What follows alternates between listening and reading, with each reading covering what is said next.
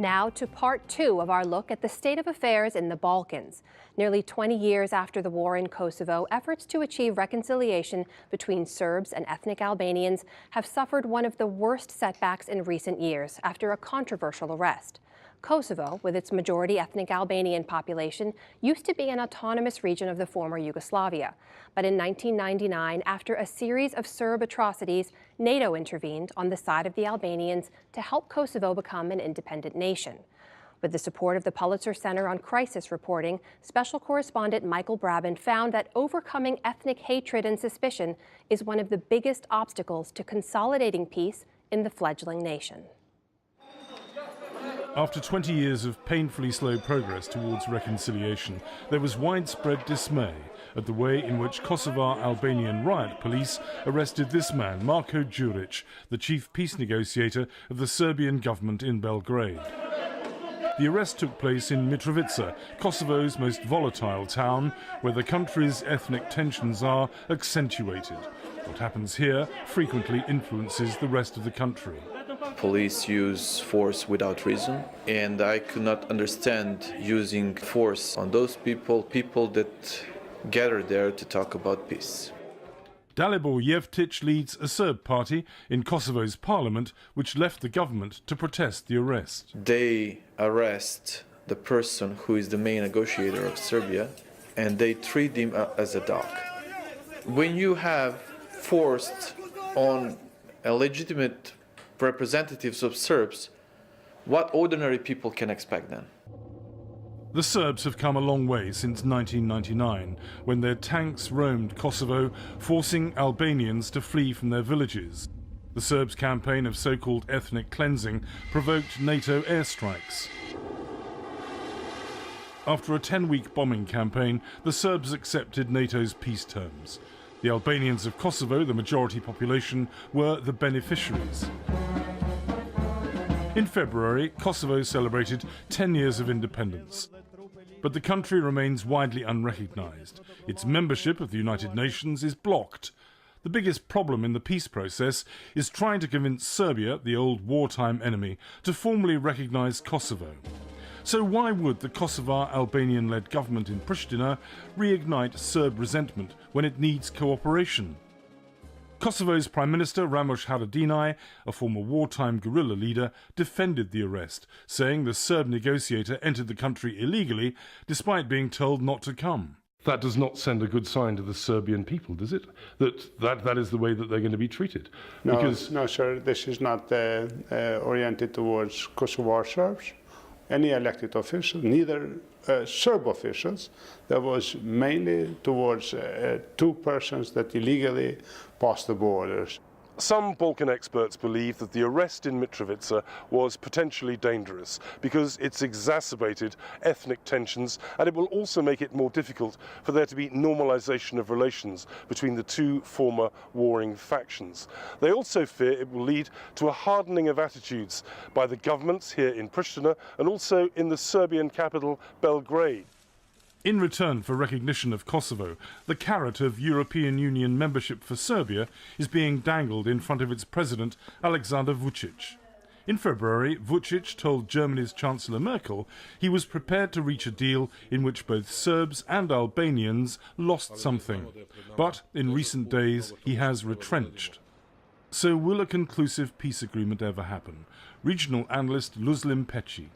I think that final agreement is possible. It will depend a lot from the engagement of United States of America and European Union. If they are not strongly engaged in the region, then Russia enters with its influence, and then situation becomes more complicated. Russia aligns with the Serbs, and it's in Moscow's interest for Kosovo's current state of stagnation to continue. Most Serbs have a deep emotional attachment to Kosovo and are reluctant to set it free as a nation. They regard Kosovo as the cradle of Serbian culture because it's home to Orthodox monasteries like Dečani. Well, this opening of this metal coffin is something very attractive, I must say. The abbot, Sava Janjic, opens up the coffin of the monastery's 14th century founder, King Stefan, a saint, whose hand is as well preserved as any Egyptian mummy. This and other treasures underpin the religious and historical significance of Kosovo for the Serbs. In the past few months, some Serb politicians have suggested redrawing the map, so northern Kosovo becomes an integral part of Serbia again. But only 35% of Kosovo's Serbs live in the north. The rest live among Albanians in the south. These ideas are absolutely unrealistic, and they are also, I must say, immoral in a way. Father Sava has been a long-time opponent of Serbian nationalism, and his is an influential voice with visiting international politicians. He argues that the Serbs living in southern Kosovo have no intention of leaving willingly.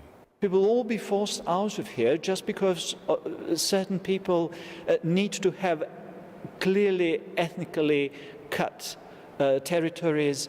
This is exactly what was the reason for the Balkans Wars in the 90s, and we must never allow that to happen again.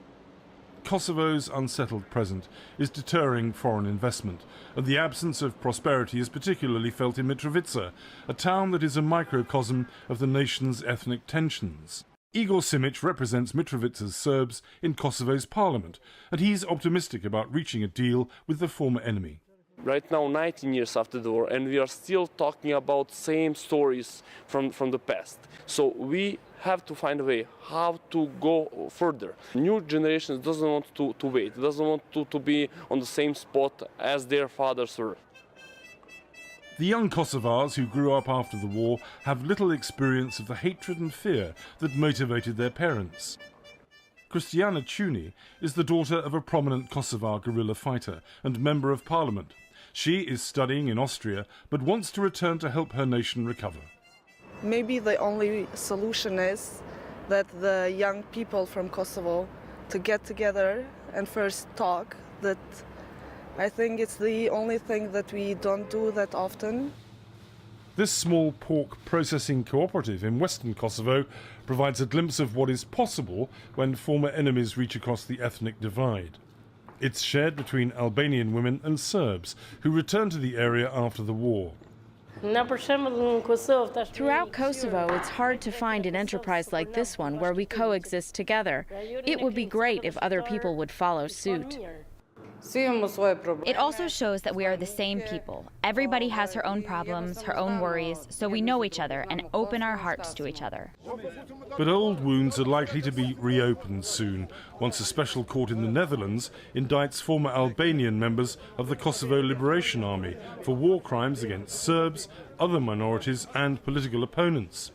Kosovars tried to stop the court being established, but America and its ambassador, Greg Delawi, insisted it was essential. Justice is vital for reconciliation. We support the Kosovo Special Court.